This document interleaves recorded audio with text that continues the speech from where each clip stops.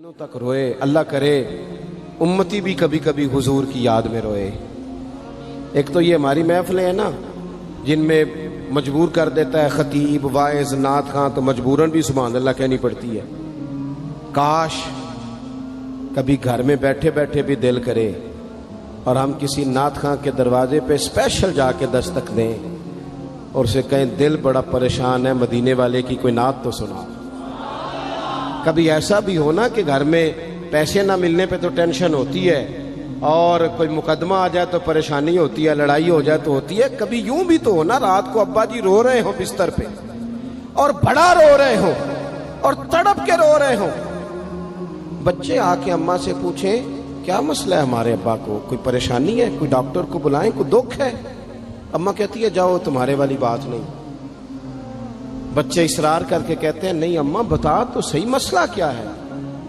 تو اماں ٹھنڈی آہ بھر کے کہتی ہے پتر تمہارے باپ کو نا نبی پاک کا مدینہ یاد آتا ہے، جنوں ویکھ کے ٹھردیاں اکھیاں نے تے جنوں ویکھ کے ٹھردا سینہ ہے. ربا تیری ساری خدائی چ ایک ہی تے شہر مدینہ ہے. پیسے جتنے آگے جی انہیں بڑے نے انہاں سٹیو تہاڈی مہربانی. اسی کڈی سمجھدار قوم آ، پہلے آپ ہی کھلاری دینے پھر آپ ہی کٹھی کری دینے. کیسی بات ہے. غوث پاک کی محفل میں لوگ بندے گنتے تھے، توبہ کس کس نے کی. ہماری محفلوں میں لوگ نوٹ گنتے ہیں اور اسپیشل بندے رکھے ہوئے نوٹ گننے کے لیے. بس کریں یار، چھوڑ دیں، بڑا ہو گیا یہ کام ہماری. سنیں جی سنیں، اللہ خوش رکھے، اللہ آپ کو خوش رکھے. اور میرے بھائی اللہ جزات سنیں، ہمیں جو کچھ دین نے دے دیا وہ ہماری اوقات سے پہلے ہی بڑا زیادہ ہے. تو یہ نوٹ چھوڑ تو یہ تو بات ہی پیچھے رہ گئی ہے. سانو تخت ہزارے دی لوڑ کی ہے، نالے کی لگے شہر بمول دے نال اسی اپنی بال کے سیکنے ہیں، سانو کی لگے کسی اور دے نال. یہ چھوڑ دیں یہ کام، یہ کوئی اتنا مناسب نہیں لگتا. اللہ جزائے خیر دے. آپ توجہ کریں کہ عرض کر رہا ہوں. تو شدید حضور سید عالم صلی اللہ علیہ وسلم رو رہے ہیں آزمائش میں. امت کی آزمائش کو دیکھ کر حضور رو رہے ہیں کہ امت آزمائش میں. حضرت جبریل نے جا کے عرض کی یا رسول اللہ وہ جو خاص حساسیت ہے نا حضور کی طبیعت میں امت کے حق میں، اس کے لیے حضور رو رہے ہیں. تو رب کریم نے کیا پیغام دیا؟ کہا کہہ دو محبوب سے جا کے والا سوف یعطیک ربک فترضی، محبوب رب آپ کو اتنا دے گا کہ آپ اپنے رب سے راضی ہو جائیں گے. راضی کیا جائے گا امت کے حق میں. اور حضور فرمانے لگے جب تک ساری امت جنت میں نہیں جائے گی میں نے راضی نہیں ہونا. حضور کا یہ رشتہ حساسیت، چونکہ ہمارے پاس تو اب ہم بعض دفعہ لگتا ہے کہ زیادہ عالم ہو گئے لوگ، تو ہماری دیواروں پر نا اسکولوں کی دیواروں پر انگریزوں کے قول بھی اب لکھے ہوئے. تو کئی دفعہ پوچھنے کو دل کرتا ہے انتظامیہ سے کہ حدیثیں ساری یاد ہو گئی ہیں بچوں کو، جو تمہیں اب قولوں کی ضرورت پڑ گئی وہ بھی غیروں کے اقوال تک تم آ گئے ہو. اس قوم کو تم نے حضور کے فرامین سارے سنا لیے. او خدا کے بندو، حضور نے تو اتنا حساس کر کے یہ رشتہ بتایا ہے کہ باریک باریک نقطے بھی سمجھائے. یہ کام نہ کرنا دوزخ میں چلے جاؤ، یہ کام کرنا تمہارا فائدہ. ایک ایک بات کھول کے بیان کی. امت کے پاس ٹائم ہی نہیں ہے حدیثیں پڑھنے کا، وقت ہی نہیں ہے. ہمارا تو مزاج بن گیا نقطے سننے سنانے کا. نقطے وہ ہمارا نقیب محفل اسٹیج پہ بھاگ کے ادھر جاتا ہے پھر بھاگ کے ادھر آ جاتا ہے. وہ کیوں لگا کہتا میں جملہ دین لگا. او خدا کے بندے تو جملہ رہن دیکھا، تو کوئی آیت دے، تو کوئی حدیث پاک پڑھ.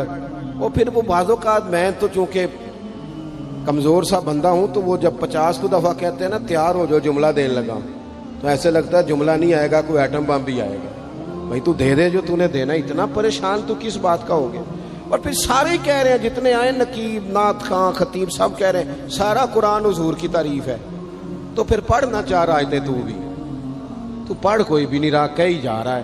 اپنی زندگی کے اندر حضور نے جو ہمیں اسباق دیے، جمعے والے دن ٹائم پہ مسجد جایا کرو. مولوی نکما بھی ہو نا میری طرح کا، آپ وقت پہ جائیں گے تو وہ جلد تیاری شروع کر دے گا. آپ آخری 10 منٹ جاتے ہیں تو وہ کیا مولانا دیواروں کو تقریر سنائیں؟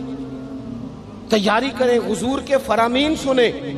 اور نبی پاک صلی اللہ علیہ وسلم نے جہاں جہاں ہمیں اسباق پڑھائے ہیں وہ اس رشتے کی حساسیت کو دیکھیں. چونکہ حضور نے بڑا حساس رشتہ بنایا امت سے، تو پھر امت کے دل بھی حضور کے حق میں بڑے حساس ہیں۔ اپنے مزاج کے لحاظ سے نا نرم طبیعت کے آدمی حضرت صدیق اکبر۔ کچھ لوگ نرم ہوتے ہیں نا بیچارے، جو گیا مان لی، جو گیا مان لی، ان کو لوگ تنگ بھی بڑا کرتے ہیں۔ یہ بھی میں آپ کو بتا رہا ہوں۔ وہ جس بندے کا پتہ ہوتا ہے نا کہ جناب اس کے پاس گئے تو یہ اکثر تارے شاٹ بھی رہتی ہیں، تو وہاں ذرا جاتے بھی لوگ تھوڑی احتیاط کرتے ہیں۔ حضرت ابو بکر صدیق طبعاً نرم طبیعت کے تھے، کشادہ روئی، خندہ پیشانی مزاج کا حصہ تھا۔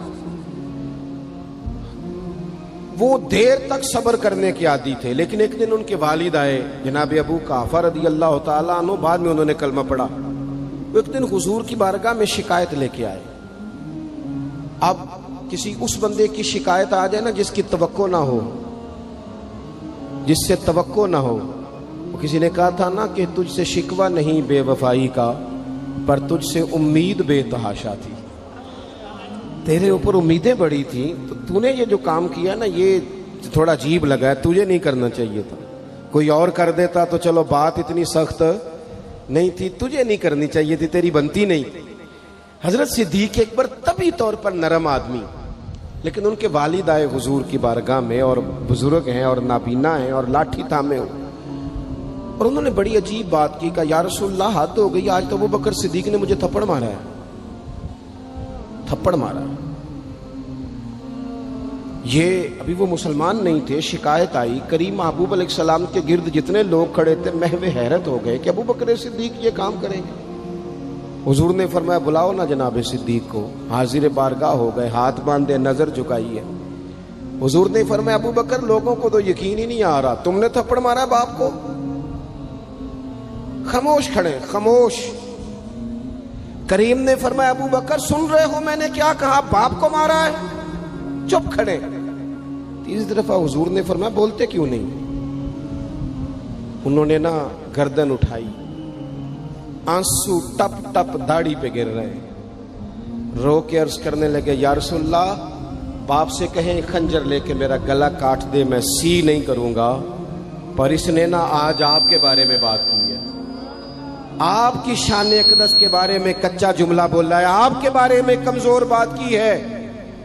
یا رسول اللہ میں سارا کچھ سہ سکتا ہوں، پر آپ کا اور میرا رشتہ، حضور آپ کی اور میری بات، تن تندور تے ہڈیاں بالن، اسی ہاواں نال تپایا، کپ کپ مکیاں پیڑے کیتے، اتوں عشق پلیتھن لایا، تن دا سالن تے من دی ہانڈی، لون صبر دا پایا، غلام فریدہ میں ساری تیری، تینوں وجہ یقین نہیں آیا؟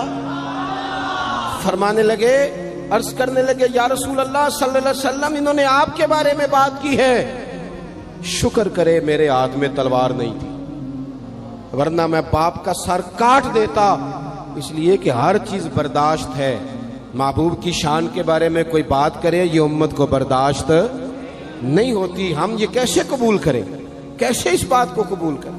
عزیز بھائی اس رشتے میں حساسیت، آپ دیکھیں صحابہ نا اس حساسیت، اور صرف ناموس رسالت کے مسئلے میں نہیں، ہر مسئلے میں وہ حضور کے حق میں حساس۔